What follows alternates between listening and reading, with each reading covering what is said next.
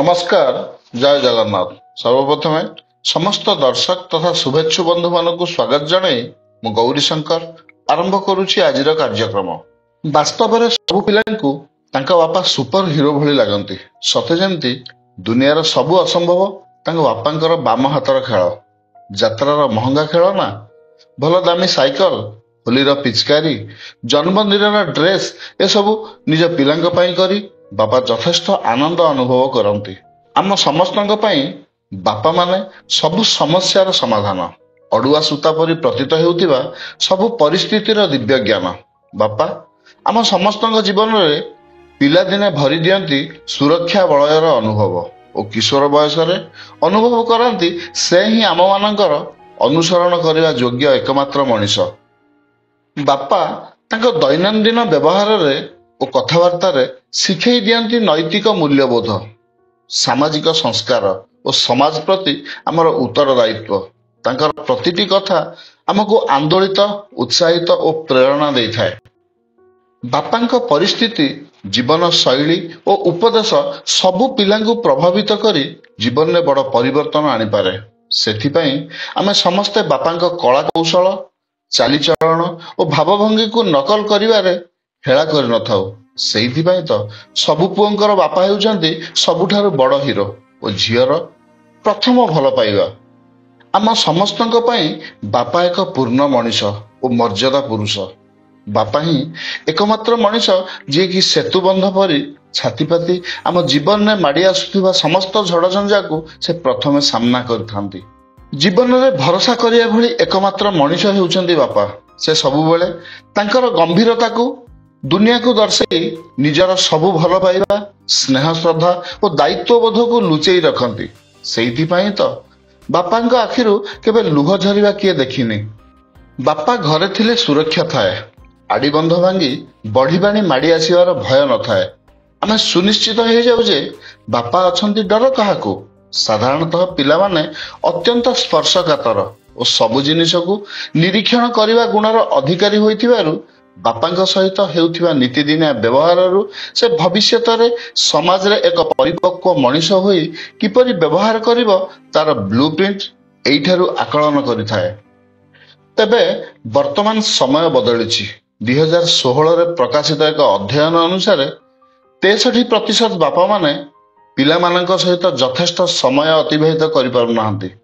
एथिरु आहुरी जणा पड़िछि जे बापांक सहित बढ़िथिबा पिला अध्ययन रे 39% अधिक भल प्रदर्शन करिवार संभावना थाए।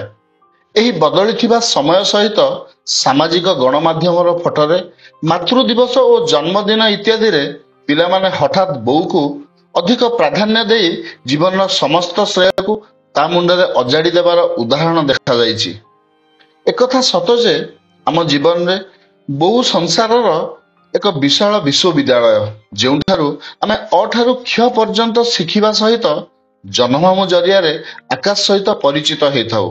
मात्र यह मध्य सत्य जे एही विश्वविद्यालयर सबुठारु बड़ और ज्ञानी अध्यापक हेले बापा। समय सहित आम जीवन रे बापा मानक गुरुत्व बदली जिबा चिंतार विषय निश्चित। जदिओ आम साहित्य रे बापा और तांको चपल, कुर्ता, कलम, चौकी एवं धोती को नहीं गप, कहानी और पुस्तक लिखन भली अनेक कथा देखा मिले, तथापि वास्तव जीवन रे अनेक बापा तांका हक, आदर, सत्कार और सम्मान पाई पारु नाहंती। तथापि बापा माने केबे बदलिबेनी। सेमानंकर श्रेणी अलगा होई पारे, मात्र प्रजाति गोटिए जहार गुण खाली निजे निजको त्याग करिबा। से सबु त्याग करी मध्य बयस अतिक्रांत होला परे परिवार आगरे जने बोका, निकमा और अकर्मण्य व्यक्तिर आख्या पांती। बापा केबे कहंतीनी कौन तांकर इच्छा, लहुलुहाण करंती जीवन को पुओ झियो परिवार इच्छा पूरण करबाकू। तथापि परिवार आगरे से जने निहाती अलसुआ और बोकामी मनीष रूप में आख्या अर्जन करती। बापांकर धीरे धीरे बल बयस सरी सरी आसे, देहपा भल रहे। बापा जने विरक्तिकर बुढ़ा हेई समस्त को हैरान करती। पिलांक परी अजथा जिद करती और रागंती। बयस सहित कालक्रमे परिवार रे ବାପା ଜଣେ ଗୁରୁତ୍ୱହୀନ ମଣିଷ ପାଲଟି ଯାଇ ବଡ଼ ବଡ଼ ନିଷ୍ପତ୍ତି ଠାରୁ ତାଙ୍କୁ ଅଲଗା କରିଦେବା ଫଳରେ ନିଜ ପ୍ରତିଷ୍ଠିତ ସାମ୍ରାଜ୍ୟରେ ନିଜେ ପାଳିତ ପ୍ରଜା ପାଲଟି ଯାଆନ୍ତି। ତେଣୁ ବୁଢ଼ା ବାପାଙ୍କ ଜିଦି, ରାଗ ଓ ଅଭିମାନକୁ ଆମ ବଢିଲା ପିଲାମାନେ ବରଦାସ୍ତ କରିବା ଦରକାର। ଠିକ୍ ଯେମିତି ପିଲାଦିନେ ବାପା ଆମକୁ ସମ୍ଭାଳୁଥିଲେ, କିନ୍ତୁ ବାପାଙ୍କୁ ଅବହେଳା କରିବାର ସବୁ ଚେଷ୍ଟା ଓ ପ୍ରୟାସ ଆମେ ପିଲାମାନେ କରିଥାଉ। ଶେଷରେ କେଉଁ ଏକ ଡାକ୍ତରଖାନାର ଆଇସିୟୁ ୱାର୍ଡର ଛାତକୁ ଅନେଇ ବାପା ତାଙ୍କ ଅତୀତର ସ୍ମୃତିଗୁଡ଼ିକୁ ମନେ ପକେଇ ପକେଇ ମୃତ୍ୟୁକୁ ଅପେକ୍ଷା କରିଥାନ୍ତି। ତାଙ୍କର ଆଉ କିଛି ଉପାୟ ନଥାଏ। ସେ ସମୟରେ ଆତ୍ମୀୟ ସ୍ୱଜନ, ବନ୍ଧୁବାନ୍ଧବ ମାନେ ଆସି ଆଇସିୟୁ ବାହାରେ କବାଟରେ ଥିବା ଛୋଟ ଝରକା ବାଟ ଦେଇ ଜଣେ ଜଣେ କରି ବାପାଙ୍କୁ ଚାହିଁ ଯିଏ ଯାହାର ମନ୍ତବ୍ୟ ଦେଇ ଚାଲିଯାଆନ୍ତି।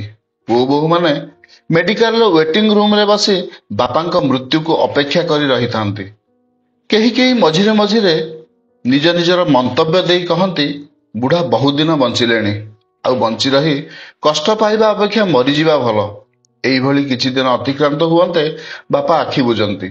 ପୁଅ ଝିଅ ବୋଉର ଫଟୋକୁ ବଡ଼ କରି ଟାଙ୍ଗନ୍ତି ଡ୍ରଇଂ ରୁମ୍ରେ। ବାପାଙ୍କ ଛୋଟିଆ ଫଟୋରେ କୃତ୍ରିମ ପ୍ଲାଷ୍ଟିକ ଫୁଲମାଳ ବେଳକୁ ବେଳ ମଇଳା ହେଇଯାଏ। କେବଳ ବର୍ଷକୁ ଥରେ ହିଁ ସେଇ ଫଟୋ କଥା ମନେ ପଡ଼େ। ପ୍ରକୃତରେ ଜଣେ ଲୋକକୁ ବାପା ହେବା ପାଇଁ ପୁରା ଜୀବନ ଖର୍ଚ୍ଚ କରିବାକୁ ହୁଏ। ଆଉ ମଧ୍ୟ କିଛି ବାପାଙ୍କୁ ବୃଦ୍ଧାଶ୍ରମରେ ଅନ୍ତିମ ସମୟ ଏକା ଏକା କାଟିବାକୁ ପଡ଼େ। ଆଉ ଯେଉଁ ବାପା ମା ମାନେ ପରିବାରରେ ରହନ୍ତି, ଶେଷ ଜୀବନରେ ତାଙ୍କ ପିଲାମାନେ ସେମାନଙ୍କୁ ନିଜ ପାଖରେ ଏକାଠି ନ ରଖି ବାପା ଜଣଙ୍କ ପାଖରେ ତ ମା ଆଉ ଜଣଙ୍କ ପାଖରେ। ମହରକ ଦୁନିଆରେ ଦୁଇ ଜଣଙ୍କୁ ରଖିବା, ପ୍ରକୃତରେ କହିବାକୁ ଗଲେ ରଖିବା ନୁହେଁ ତ ଦୁଇ ଜଣକୁ ପୋଷିବା ପିଲାମାନଙ୍କ ପକ୍ଷେ ସମ୍ଭବ ହୁଏନି।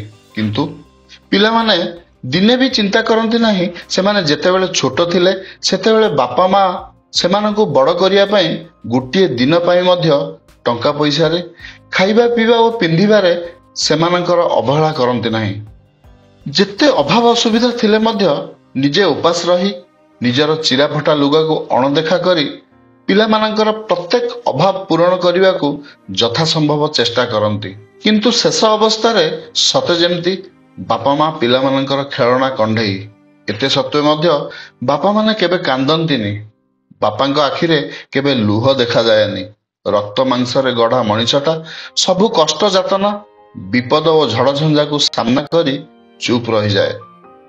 ଝିଅର ବିବାହ ସମୟରେ ଯେତେବେଳେ ଝିଅ ବିଦା ହୁଏ, ମା ଝିଅକୁ ଧରି କେତେ କାନ୍ଦେ।